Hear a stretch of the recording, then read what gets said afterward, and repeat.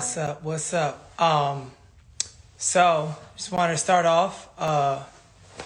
My name's Damion Lee, professional athlete. I play for the Golden State Warriors. So I'm joining today from the Mental Health Coalition handle, as you can see, and through the coalition, they're doing an incredible 31 days in May. Obviously, we all know that May is Mental Health Awareness Month.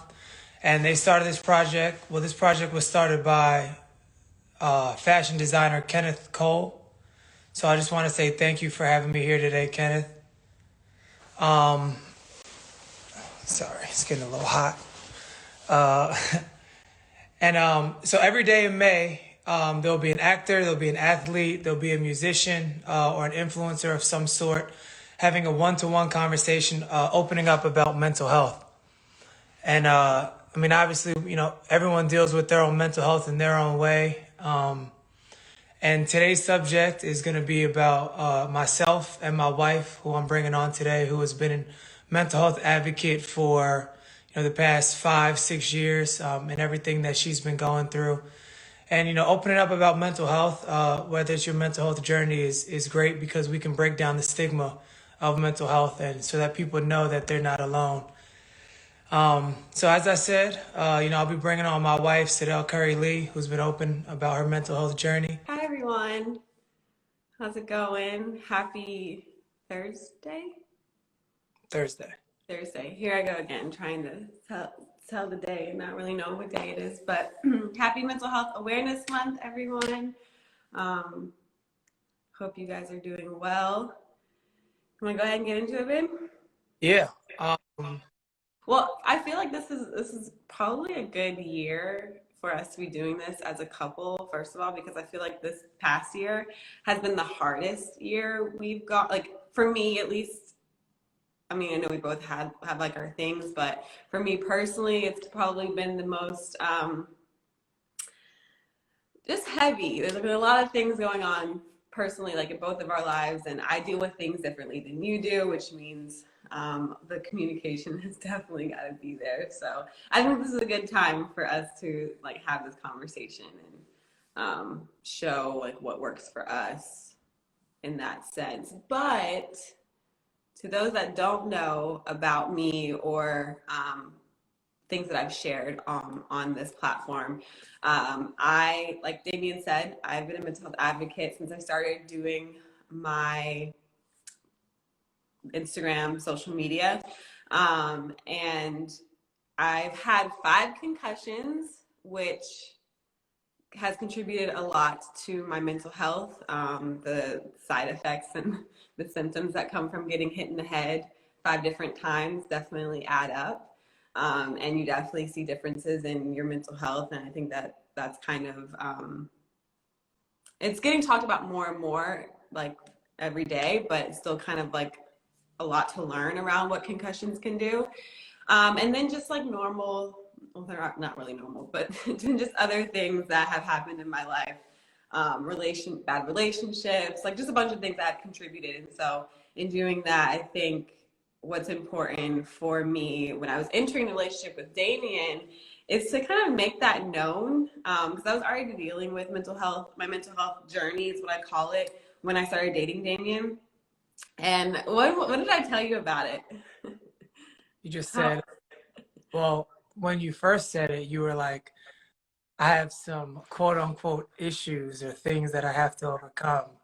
And I was like, well, at the end of the day, we all have our own issues or things that we have to overcome. So it's not like I'm going to judge you for, what you feel like are your issues, because to me, they're not issues. If it's a problem of anything, I feel like we can fix or we can solve anything. And just for you to be open and honest about what you then termed were your issues, but actually aren't, is just your journey. It's your way of life that you've lived, that you've accustomed to, and now, it's helped grow you into who you are today. Obviously, fast forwarding many years later. Yeah, I think and that's why I call it a journey, because it's always developing, and I don't necessarily think it'll ever go away, but the fact that you were very, when I told you, it's definitely a scary thing to say. If you have your own mental health journey and you're entering a new relationship, I would say you want to go in with full honesty, but you're always nervous that the person's going to judge you for, or just like not accept you, or be afraid of whatever issues you have. And in that case, like, you're still needing to pick yourself and make yourself a priority when you're telling that to whoever you're entering that relationship with. And so, I mean, if to me that was a good sign when he was, what he just said, I mean, he was very accepting of it. He may not have understood my whole journey and like what I had gone through at that point, but the fact that he was very open and understanding of and accepting of what I told him was, made me feel super supported already that early on, in that stage. And I didn't even know if we were going to be together for that long. Like, I had no idea, but I think that that's super important. And it's something that I've grown to do. I've learned a lot in my past relationships about being open about who I really am and what I really go through. And so I try to take those lessons and, you know, put them into other relationships, not just romantic ones either, friendships, work relationships, all that kinds of stuff. So I just think firsthand, it's really important just to go in and make yourself a priority. Even if you're nervous about not being accepted, because if you're not accepted by that person, like, there's no reason for you to put yourself in that position to be let down or disappointed or made to feel different, for the things that you go through that you can't help. So I think that's definitely one of the good things about our relationship. I did want to talk a little bit about the communication part of it, because that's obviously, that's obviously a big thing, and in relationships in general, whether you have mental health journey or not. How would you say my communication was, like, early on? I mean, obviously I told you, like, hey, I've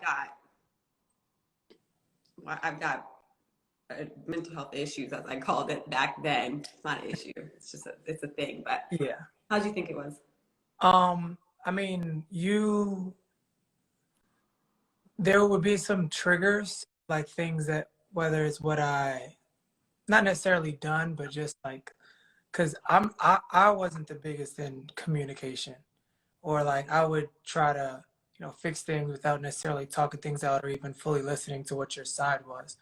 So I think it was more so on my front where I was trying to, like, all right, what's the problem? Let's get to the solution as quick as we can, rather than understanding that there may be some things that have been triggers from the past, whether, when you were younger, or, an early teenager, that may still trigger you, to this day, or even when we were first started, getting into talking, and then obviously now, during our marriage. So it's more so of trying to understand your spouse, or at least I was just trying to understand more so of you, and what triggered you, what to stay away from, but knowing, sort of how to navigate that in the right way. I think that's really what you said, about the problem solving, like, aspect of it, because in relationships you always want your partner to, be happy, like, or you should, and your partner should want that for you. And in mental health, like, that's not always the case. Your partner isn't going to have all of the answers. And sorry, I just got distracted. The comments, they get me distracted. But in mental health, you should not always expect your partner to have all the answers. And as the partner or as a supporter, you shouldn't always expect to give the answers. Like, that should not be an expectation from either one of you. And so, because sometimes, like, the person going through it doesn't really need the problem solved at that point. They need to go through that to find the triggers, to find where the trauma is coming from. There's just so many other things involved in that journey before getting to the problem being solved. And it can be a little bit overwhelming. Like, I feel I get that. I think at the beginning I was just, like, overwhelmed when something would trigger me, and you'd be like, okay, let's just fix it now. And I'm like, there's like, you can't fix this. Like, there's this first one might have nothing to do with you. And I think another thing is like how to not take things personally. I think you'd have a good answer for that, because I tend to sometimes like, it's part of the game. Like, I work on it every day, but I tend to sometimes take things out on you. If I'm feeling super anxious, like randomly, my anxiety can just pop up in a moment. Like, I could see something that would trigger me, and I don't always communicate that to you. And then therefore you think that I'm taking it out on you, or you take it very personally. Like, how do you deal with that? Like in the moment, things happen. Then I kind of like assess what has happened, and then hopefully, not saying that you come back around, but hopefully, it's that side where it's like I can see that you're not saying that you're moody, but just your emotions, your mood changes in an instant, and then you will eventually come back around. Um, Guys always joke that say like that they're like guys say sorry more than women, that men say sorry more than women do.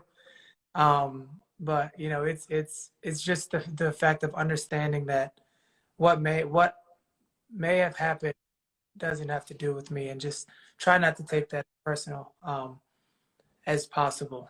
Just understand that it's something that's happened in the past. Eventually there's ways that you can cope or go through with it, and I just have to, I mean, we're married, so I have to be there by your side, till death do us part. Sorry, not sorry. Right. But I definitely would say like I'm proud of how like we've developed in like our communication. I would not say at the beginning, or maybe even the last year or so. Why am I crying? This is what he has to deal with. Like, I just start crying randomly. But I think it's important to look back, and it's cool to see like the growth in our relationship and our communication, because I definitely have gotten better at being like sorry. Like, I gotta have to put my pride aside, and it's helped me work through a lot of my mental health issues. Like, can it just shows me how much stronger I am, or how I'm able to face things that I really don't want to face. And in doing that in our relationship, and having to, be like, I'm sorry, like I'm going through something, and like it's also helped me accept whatever I'm going through. Because when I'm outwardly taking something out on you, I'm like, well, I know he's not doing anything to make me go do whatever I did or act however I did towards him. So what is it? What exactly was that triggering moment? And I have to face that, but then also come back to you and be like, my bad. Like, I take this one. That's me what I want to eat for dinner. Right. That's how we end our little spat. Like, what do you want to eat? But yeah, no, I think like if you're going through like your journey right now, and you're trying to figure out, like, you're not feeling like you have developed enough, or you're not growing, just look back at where you were a few years ago, or a couple months ago, or a week ago. Because if you're actively trying to get better, and to work to grow yourself, and to work through your mental health challenges, like, you'll see some growth. And I think that's important, to like pat ourselves in the back. I'm always about like acknowledging things that I've done, and because we have to be our biggest fans, and our biggest supporters. So, And sorry, no, I mean to cut no. you off. Like piggyback off that too. It's just a matter of like, I talked with some of my friends about this not too long ago. It's like in life, think about how much we change every like 3 to 5 years, like where you are in your life, what you're going through. Obviously the difference of like middle school to high school to college to graduating, like your life changes so much over the span of every 3 to 5 years, and what you're going through is going to change, and what you've been through is always going to help you get through what you're going to have to go through next. That's obviously that. But I mean, life's tough. Like we're all still in the midst of going through this pandemic. We're all still trying to figure out what, is a good vice for us, is a bad vice for us, learning through other people's mistakes and sometimes not mistakes, but learning through things that other people have been through. And then sometimes you have to learn through, things that you have been through yourself so that you don't make, that same, action in the future. Exactly. Like someone said in the comments, never be opposed to change. The world's always changing and we're always changing. So with that, I'm gonna ask you this question. What ways do you feel like you have worked on your mental health since, the pandemic has started? Things that you've done differently now that you haven't done or that you didn't necessarily do beforehand. Mm. I definitely think the pandemic and like just being at home and having to face a lot of things, like having to face things and not being able to just to distract myself with other things like going traveling, whatever. Um, Grace, like that's kind of my word for the year, or maybe for the rest of my life, is just grace and giving myself, like telling myself it's okay. Like there's a lot going on, stuff getting thrown at me and us every single day, and it's okay to be able to just be like, let's take a second, and like my mind needs rest, my body needs rest, and not like make myself feel bad. I think we just live in a world where we're just on the go, go, go, go, go, go, go, go, go. And we sometimes can make ourselves feel bad, like we're not doing enough. And that's what I deal with a lot, like with my mental health. Like I say like I'm going to be my biggest supporter, but I'm also my worst critic. And so, yeah, I think I've just been able to give myself more grace this past year and not overwhelm myself and just really tune into things that mean the most to me, and that if I lost tomorrow, like how would I feel if I lost that? Would I be sad, or would I just not really care? So really tune into things that would make me feel sad or upset if I lost them the next day. So just really, like I said, giving myself grace and focusing on my priorities and things that matter has been one of the biggest helps for me this past year. Did I answer your question? Yes, it did. I think for me in that aspect, just like trying to be as present as possible, um, in every aspect of life, sports, family, everything, just trying to be as present. Even like we always talk about it, like there's things that we've done throughout the pandemic that like you now play video games because you know that that's something that I love to do. And that's a way for you to, like if you're ever having a bad day or, things aren't going as well, I know I can now look to you and be like, hey, let's go play the game.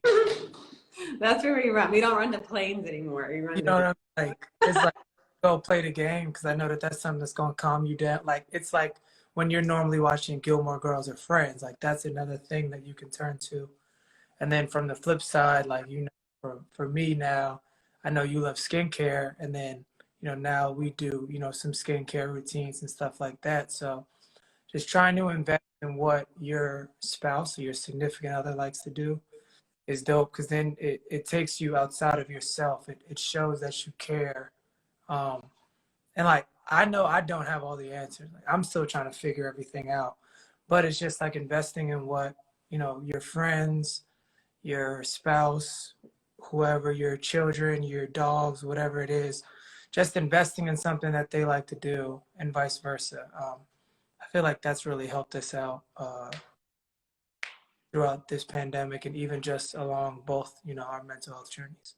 Yeah, I think that's really good advice. Actually, like if you're feeling like you're not connecting with your partner or anyone in your life that you really want to connect with, and you may notice that they're having some mental health there's something going on with them. Because I get that question a lot, like, how do I help someone? Sorry, it's on Kylie's comment.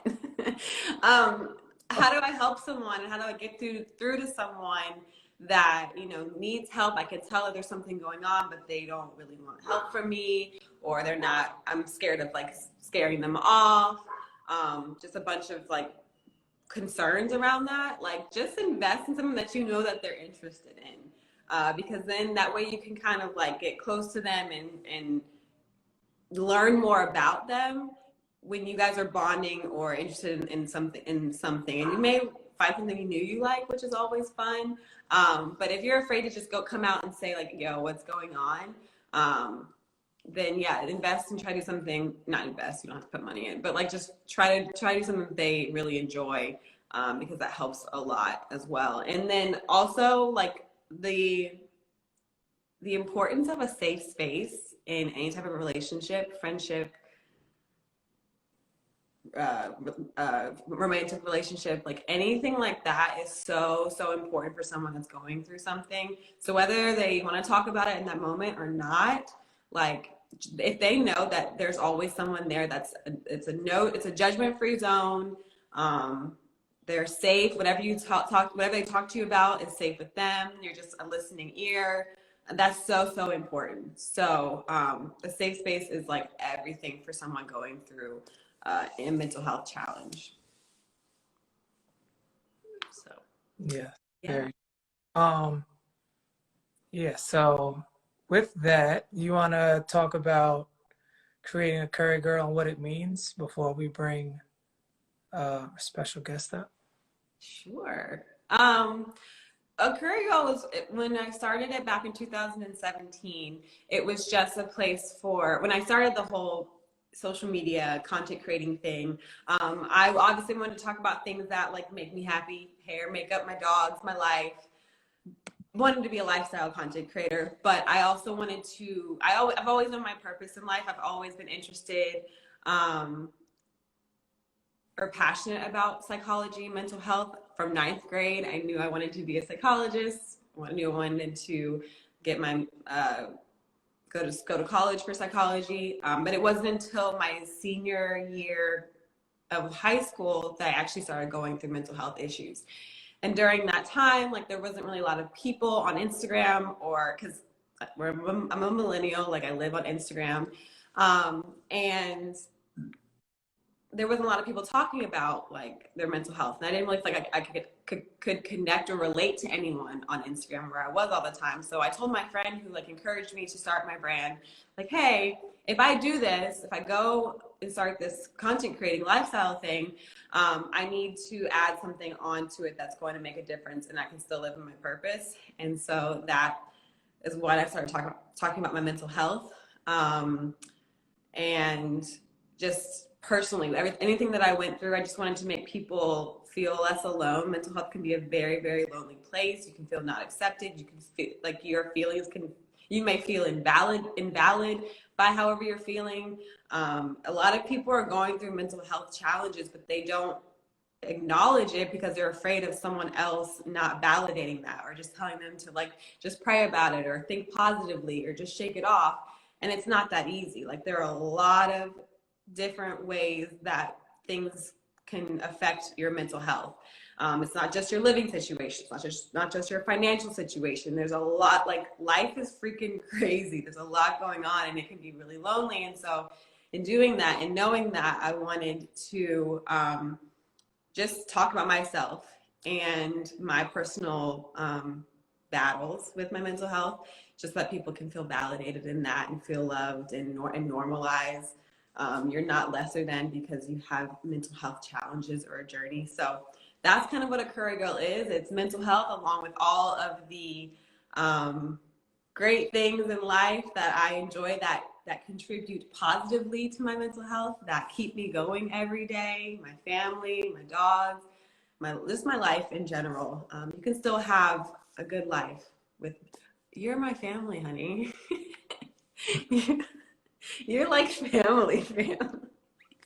But if you need your own recognition, I'll rephrase it. My family, my wonderful husband, our dogs, all that good stuff. So, yeah, I really enjoy what I'm doing every year.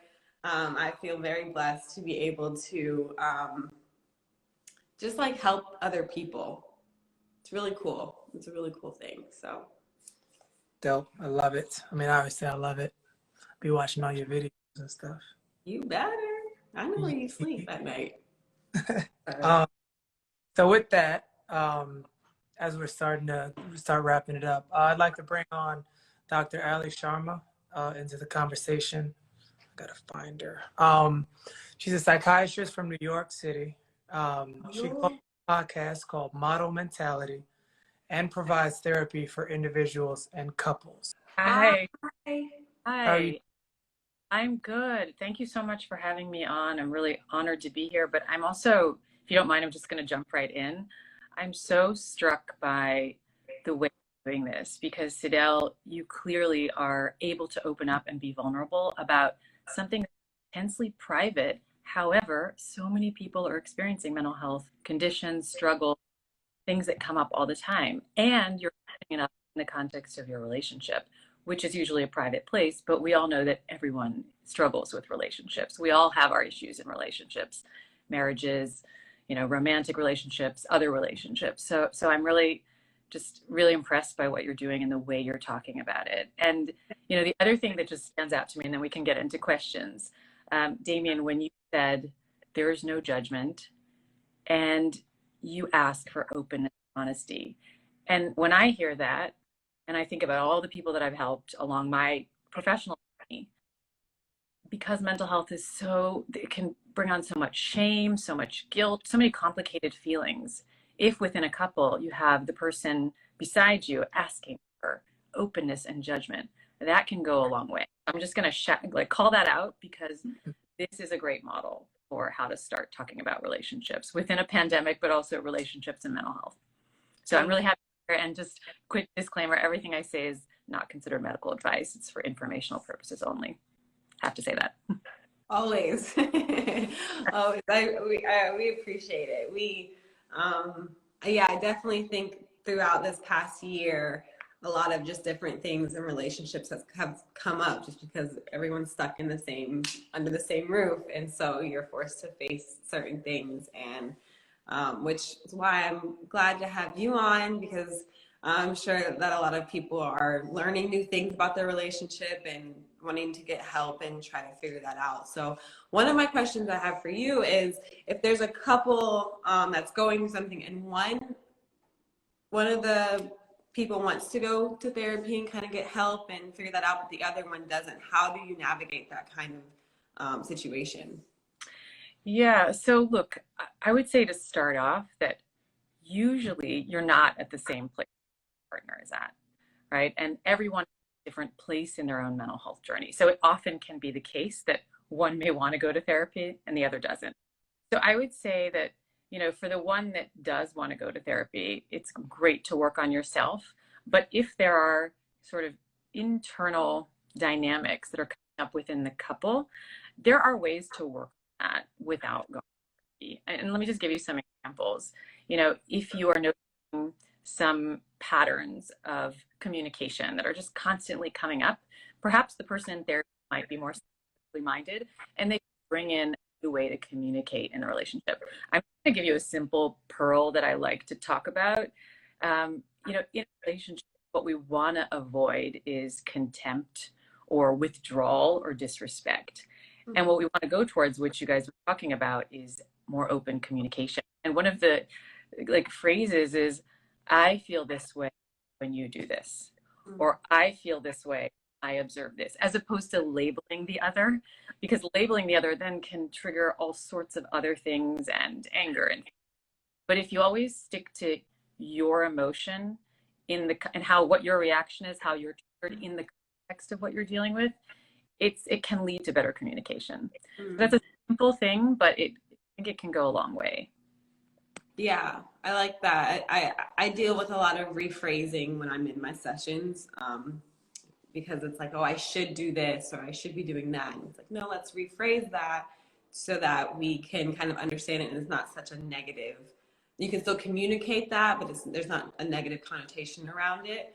And so I love like the idea of rephrasing. Damion, were there any questions in the comment box, just so that if people have questions, they can get before I ask my other one? What are you finding? I'm just as a general question. I don't know if you're allowed to Or answer. anything. But what are you finding to be like the most common thing that people, sorry, my dogs, that people are finding out about their relationships post 2020? Okay. So, on top of each other. yeah, look, I think what I'm observing and also what we hear, we see everything. So we see everything from pandemic and the constraints of being within the household, not a lot of movement, not having your normal coping mechanisms or just the social network, having to stay at home, brought out conflict or maybe amplified things that were there but were not as obvious in a busy life where you can distract oneself. So a lot of conflict. However, I also saw the opposite and many shades in between. I also saw the pandemic bind people together, strengthen relations, right? People feel closer than ever in the home. So the family unit is tighter and happier. And then there's like the unfortunate thing. I don't know if you were watching this, but also think about domestic violence. Right? That was, you know, when I started, that was top of my mind. Without being able to leave the home, if you're in a situation where there's violence, that's really hard, right? And so there were all these initiatives to try and address that. So it really ran the gamut. And I think that's the beauty of like the human experience. There's so much variability, but definitely certain themes come up. And I think maybe then the takeaway is like where communication is not working, it becomes that much more obvious in a Sorry, I know I asked you to look at those question box, but I have another answer or question. What is like one of your favorite communication like exercises? Okay, so I gave you the one, but I think the other, because you guys talked about, you know, respecting and investing in the other, and I think so. Let's think. I'm just going to give you an example that's coming up, right? A lot of people have been having a different feeling about, let's say, the pandemic or gathering with other people in their lives because of the risk, right? And so, and even a couple, there's often a difference, especially within families. So one of the things that I like to tell people is it's good to acknowledge the other person because they may be at a different place from where you're at, just about that. But it's also good to observe you feel differently and to say, you know, I notice that you feel this way. However, I actually feel a different way. And here's how I talk about the differences and to honor the differences because we can't always be on the same page, but we can have a discussion about things and we may have to agree to disagree, and that's okay as long as there is that like reaching out to understand the point of view, and that can bind you together despite the differences. No one wants to feel like lesser than or unimportant in that aspect. So just the fact of just acknowledging what the other one feels or what they think and you have a conversation like more than just being like, okay, I hear you, and then like walk away. Like that doesn't help anyone, I feel like. But okay, I hear what you're saying. Let's talk about it. And then sometimes though that can get, if you get to like the conversation, that can get a little heated because you like you have different opinions and you're getting more and more heated in the conversation. Like, I think this, well, I think that, and I think this. How do you stop it before it gets into this big blow up? That's a really good question. So, you know what I like to sort of think about is when you're getting heated, right? We often express our heat or our anger, right, in non-verbal ways or tone, and we escalate and we escalate.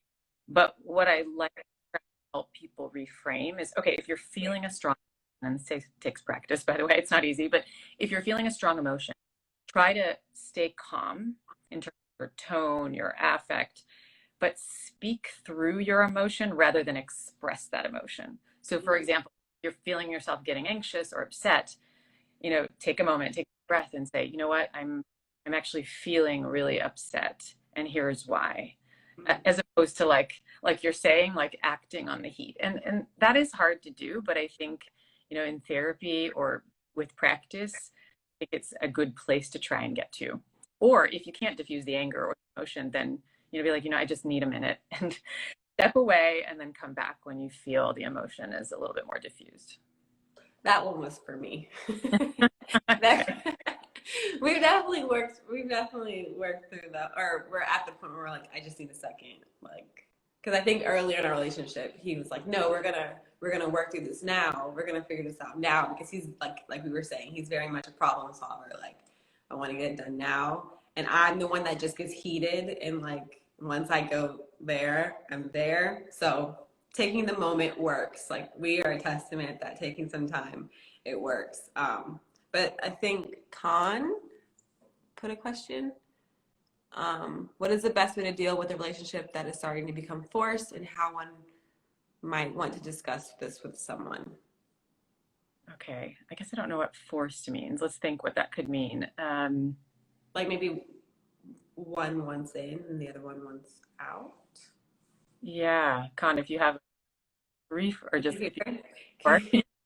but I look become forced. Maybe if there's really different opinions, how do you reconcile? Look, I think the first always try to discuss it within the context of the relationship, and it's good to also set aside a time where you prioritize the conversation, you make it important, you think about what you're going to bring to the table, and then you discuss it almost like you would in a business meeting, right? So discuss your side, go through it. But I would say if that's too hard, or the two of you aren't on the same page to do that, and the pattern over time always gets into a place that's not ideal, I mean, I do recommend couples counseling. Even a couple of sessions can go a long way to resolve these disputes, or to just have a third party mediator to spin it in a different way that you may not be able to see. And that can be really helpful. Babe, do you want to answer that question really badly? No. Shout out to your mom. Shout out to my mom. No, just growing up, said no one answer. You're funny.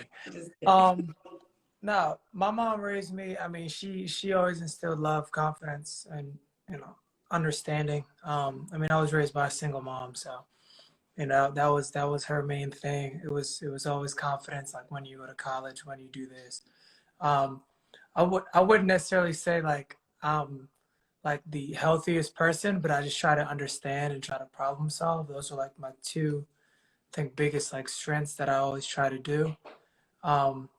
Sometimes I don't understand, and but like, I'm not like toxic where I'm like, I bring in, like, this is obviously not a toxic relationship. Farthest thing from it. But yeah, I mean, I just try to understand. I feel like when it comes to friends, spouses, anyone that you really love and you care, like, you'll do anything for them, but you just try to understand what they're going through, and then try to help them along the way. And like it was just stated, sometimes, you need to take a step back and, let them sort of figure out the first part of the navigation, and then just they know that you're there to, always be supportive for them. I have one last question, I think, unless you have any more, babe. And it's really like it's a how do you feel? Because the number one advice that people Me? no. Oh. The number one advice that people give, like, married couples, like, in the beginning, is like, never go to sleep angry. What's the psychology behind that? I don't agree with that. You don't agree? I don't think there's a right way to do it. And I know, because I've heard that, and I've often thought about that. Like, okay, that's an interesting perspective. So they're saying resolve it, right, in the moment or before you go to bed.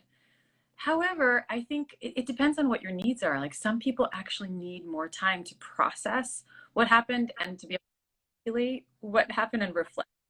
So I think it's actually okay to wait for the next day, as long as you and your partner agreed upon what the plan is. Like, and that's the communication piece. If you're like, look, I really need to sleep on this.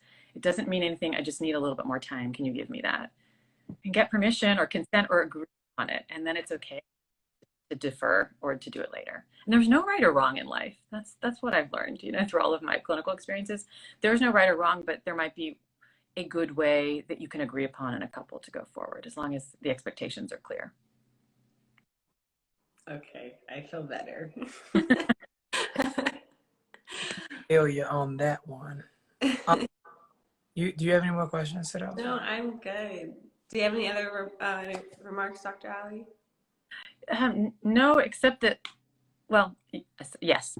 I would say that, every relationship has its challenges. Mm-hmm. And, communication is really the key to resolving conflict and getting there. So if you find yourself in like a maladaptive pattern or in a cycle over and over, you can get help, right? There can be a way out of it. Don't feel stuck. Get help. Talk to someone about it. And I think it's very possible. And I think to learn from these two who are being so vulnerable and open, there's power in being open. And it's a strength to, you need something or need help, and it's a strength to admit vulnerability. Amen. For sure. Mic drop. No, well, I just want to wrap up with saying thank you, Dr. Allie. Thank you, Sydel, for joining us today. You can check out more of these one-to-one conversations all month long through the month of May, 31 days, at Mental Health Coalition, the Instagram page right here. Give them a follow. Give Kenneth Cole Real a follow.